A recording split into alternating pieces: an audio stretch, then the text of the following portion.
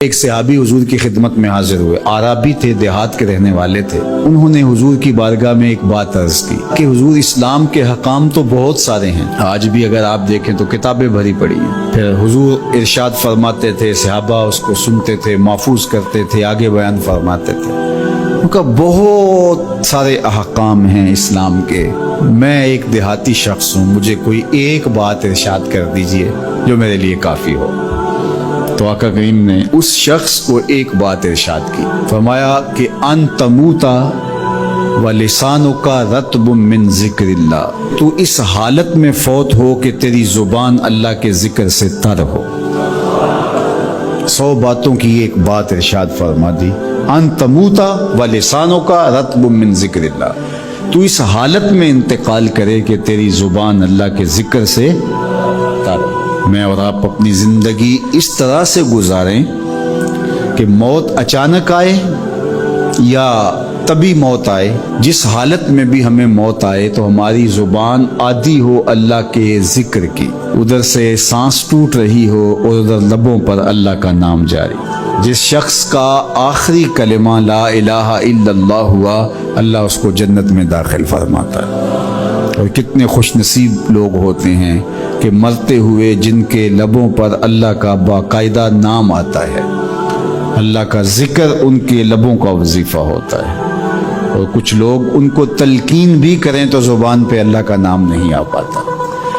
اور ان میں سے ایک وہ شخص جو شراب کا عادی ہے یا کسی بھی نشہ آور چیز کو لیتا ہے، تو ایسے شخص کو مرتے ہوئے کلمہ نصیب نہیں ہوتا۔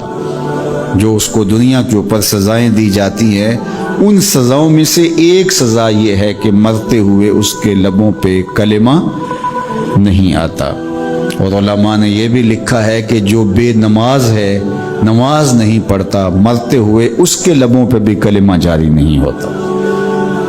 اللہ اکبر۔ تو ایک جامع بات ارشاد کر دی کہ ان تموتا ولسانک رطب من ذکر اللہ، تو اس حالت میں فوت ہو کہ تیری زبان اللہ کے ذکر سے تر ہو۔ قرآن مجید میں ہمیں اللہ تعالیٰ نے یہ بھی حکم دیا ہے کہ مجھے یاد کرو، اور یہ بھی حکم دیا ہے کہ مجھے فراموش نہ کرو۔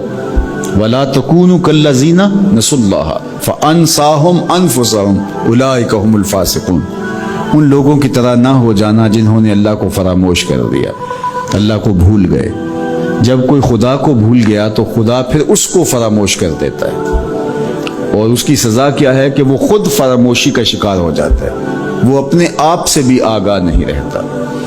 تو ہمیں جو حکم دیا گیا وہ ہے اللہ کو یاد کرنے کا۔ تو یاد کرنے کا ایک مفہوم یہ ہے کہ اللہ جل شانہ کی اطاعت کی جائے، اس کی فرما برداری کی جائے، اس کے احکام پر عمل پیرا ہوا جائے، نہ یہ ہے کہ اس کے احکام کو فراموش کر دیا جائے۔ یقول اللہ تبارک و تعالی، اللہ جل شانہ خود ارشاد فرماتا ہے، یہ حدیث قدسی ہے، فیما یروی عن ربہ، جو حضور اپنے رب سے روایت کرتے ہیں۔ اللہ جل شانہ کیا ارشاد فرماتا ہے، سنیے، انا اندا ظن عبدی بی، میرا بندہ میرے بارے جو گمان کرتا ہے میں ایسے ہی معاملہ کرتا ہوں، یعنی بندے کو میرے سے جو گمان ہے تو میں اس کے مطابق معاملت فرماتا ہوں۔ وَأَنَا مَعَهُ إِذَا ذَكَرَنِي، اور جب وہ مجھے یاد کرتا ہے میں اس کے ساتھ ہی ہوتا ہوں۔ جب میرا بندہ مجھے یاد کرتا ہے تو میں اس کے ساتھ ہوتا ہوں۔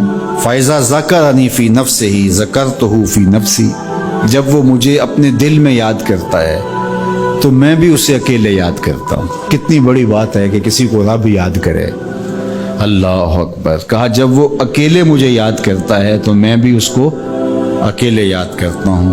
وَإِن ذَكَرَنِي فِي مَلَئٍ ذَكَرْتُهُ فِي مَلَئٍ خَيْرٍ مِّنْهُمْ، اگر وہ مجھے مجمع میں یاد کرتا ہے، لوگوں کے ہجوم میں یاد کرتا ہے، تو میں بھی اسے مجمع میں یاد کرتا ہوں جو اس مجمع سے بہتر ہے، اس اجتماع سے بہتر ہے۔ یہاں نیک بد گناہ گار سارے طرح کے لوگ ہیں، لیکن میں فرشتوں کے اجتماع میں یاد کرتا ہوں۔ اللہ اکبر۔ کیا منظر ہوتا ہوگا کہ جب اللہ فرشتوں میں کسی بندے کو یاد فرما رہا ہو، اللہ اکبر۔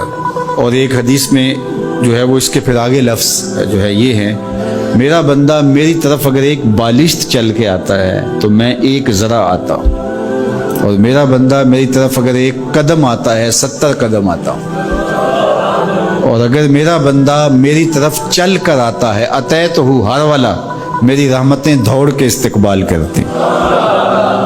اللہ اکبر، تو کتنی کرم نوازی ہوتی ہے جو اس کو یاد کرتا ہے۔ تو یاد کا چراغ کبھی بھی بجھنا نہیں چاہیے۔